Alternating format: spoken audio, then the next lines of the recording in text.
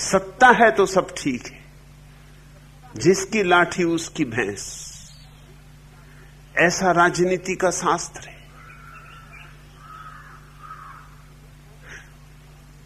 विश्वविद्यालय की शिक्षा तुम्हें राजनीति में ले गई, ये स्वाभाविक था। राजनीति की दौड़ ही कहां है? दिल्ली की तरफ। फिर दिल्ली हो कि लंदन हो कि पेकिंग हो कि वाशिंगटन हो कि मॉस्को, ये सब दिल्ली के ही नाम हैं।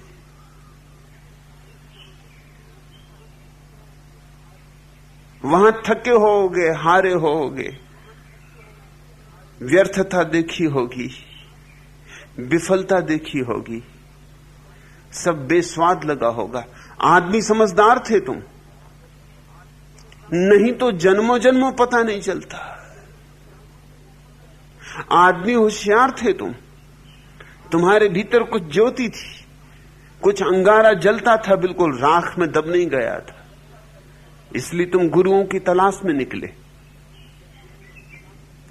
गुरुओं की तलाश में निकलता वही है जिसके भीतर परमात्मा की प्यास पैदा होती, और प्यास तुम्हारी सच में ही सच्ची थी। अन्यथा किसी भी गुरु में उलझ जाते। जिसके पास सच्ची प्यास है वो हर किसी में नहीं उलझ सकता। उसकी प्यास ही उसे मार्ग दिशा देती रहेगी।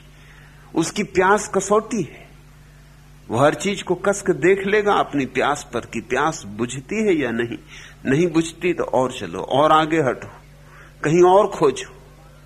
ऐसे तुम बहुत गुरुओं के पास भटके। स्वाभाविक है, जहां असली सिक्के होंगे वहां नकली सिक्के भी होंगे, और असली सिक्का तो एक होगा, नकली सिक्के 1000 होंगे। और चूंकि नकली प्यास वाले लोग भी हैं, इसलिए नकली सिक्कों की जरूरत भी है। ऐसे ही व्यर्थ नहीं है वे भी कोई काम पूरा करते।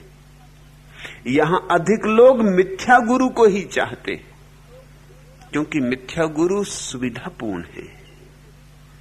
मिथ्या गुरु तुम्हें बदलता नहीं, तुम्हें काटता नहीं, छांटता नहीं। मिथ्या गुरु तुम्हारी धारणाओं को ही सबल करता है, तुम्हारे अहंकार को ही सबल करता है। मिथ्या गुरु तुम्हारे अहंकार को ही नए पंख देता है। मिथ्या गुरु आचरण सिखाता है, और आचरण अहंकार को और सुशोभित कर देता है। मिथ्या गुरु तुमसे कहता है स्वर्ग तुम्हारा है अगर इतने नियम पूरे करो। वो तुम्हें नई राजनीति सिखाता है, स्वर्ग की राजनीति। मगर वही दौड़, दिल्ली न रही स्वर्ग हुआ, मगर दौड़ तो वही रही। वो तुम्हें सिखाता है अगर इतना आचरण पूरा किया तो स्वर्ग में प्रथम होगे, मगर प्रथम होने की वह जो रुग्ण आकांक्षा है उसमें और आग में घी डालता है। तुम्हें डराता है कि अगर आचरण से चूके तो नरक में पड़ोगे, तुम्हें भयभीत करता है। मिथ्या गुरु वही है जो तुम्हें भयभीत करे, जो तुम्हें लोभ से भरे, क्योंकि लोभ और भय दोनों ही मनुष्य को उसकी शुद्धतम चैतन्य ऊर्जा को अनुभव करने से रोकते। भय भी अटका लेता है, लोभ भी अटका लेता है। भय और लोभ एक ही सिक्के के दो पहलू। सद्गुरु तो वह है जो भय और लोभ की बात ही नहीं करता, जो ये कहता ही नहीं कि तुम कोई नई महत्वाकांक्षा धर्म के नाम पर जगाओ, जो तुमसे कल की बात ही नहीं करता, जो तुमसे कहता है आज काफी है, यही क्षण बहुत है, और जो तुमसे ये भी नहीं कहता कि परमात्मा कल मिलेगा, जो तुमसे कहता परमात्मा अभी उपलब्ध है, आंख खोलो और पालो, जागो और पालो।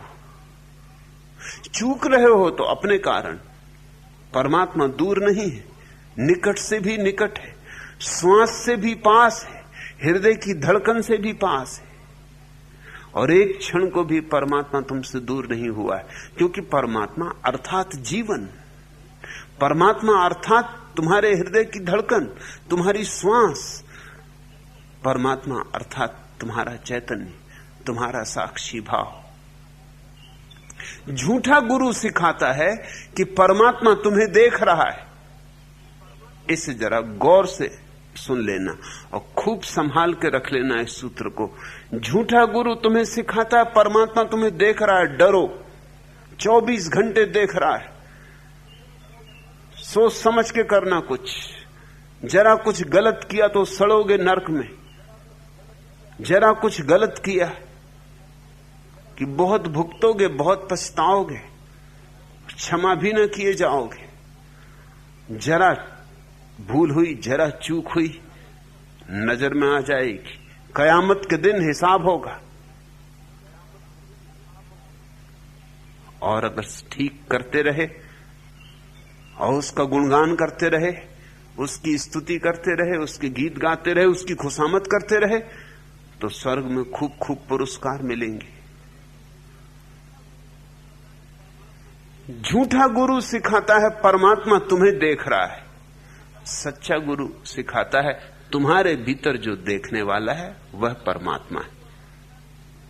परमात्मा तुम्हें नहीं देख रहा है, परमात्मा क्या तुम्हें देखेगा?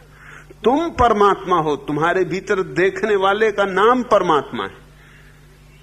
तुम परमात्मा के दृश्य नहीं हो, तुम दृष्टा हो।